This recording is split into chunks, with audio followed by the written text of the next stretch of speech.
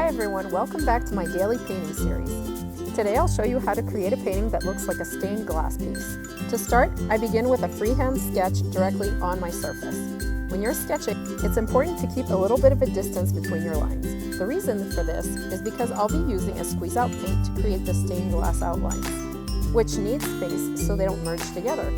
When our sketch is done, we squeeze this acrylic paint over all our outlines.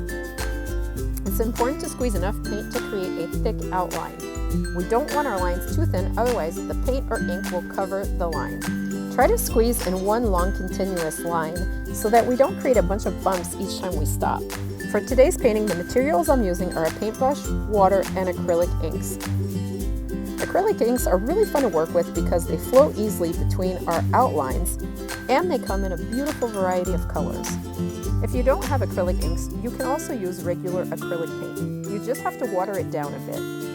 Now we're ready to start adding our color. The process I'm using here is very simple and very relaxing. Before I add any ink to a section, I always start by wetting that area with a paintbrush and a little bit of clean water. I lightly brush the water inside the outlines, making sure the entire section is damp. This step is really important because it allows the ink to flow smoothly across the surface instead of soaking in too quickly. Once the section is wet, I add a few drops of acrylic ink. You'll notice that the ink immediately begins to spread and move through the water. It naturally flows right up to the raised outline. That's why I love using the acrylic inks, which helps keep the color inside the lines. This creates a really beautiful watercolor-style effect, where the colors blend and move in a very organic way. From here, I simply guide the ink with my brush, gently spreading it so it fills the entire section. I'm not trying to overwork it. I'm just helping the color reach the edges and making sure everything is evenly colored. Then I move on to the next section and repeat the exact same process. Sometimes the ink can spill over into another section, or you might end up putting a little bit more color than you want. When that happens, it's very easy to fix. I just take my brush, dip it into the area that has too much ink, and let the brush absorb some of that color. Then I wipe the brush onto a napkin to remove the extra ink. I repeat that process until the section looks the way I want it. This is also the same technique I use if I make a mistake, or if I decide I don't like a color in a certain area. Because the surface is wet, I can simply lift the color out with my brush and adjust it.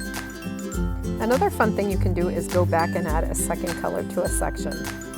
When the inks mix together, they create new colors right on the surface. I love doing this because the new color is made from colors that already exist in the painting, which helps everything stay really harmonious and balanced. So I'll continue working section by section, wetting the area first, adding drops of ink, and gently guiding the color until the entire painting is filled in. I absolutely love adding one major contrasting color to make my painting stand out. Just look how this turquoise blue pops against the bright orange. The contrast really adds interest. Alright friends, this painting's almost done. To finish it off, I'm adding a very deep emerald green to the pine tree. I just absolutely love this color. I think it's made by Liquitex. Just a few more strokes and we'll be completely done. I really do hope that you enjoyed this tutorial today. I'll be posting 2 to 3 new videos each and every single week with some painting ideas. So please stay tuned to my channel, and if you enjoyed this video, it really helps me if you comment, if you share, if you like, and don't forget to subscribe if you haven't already.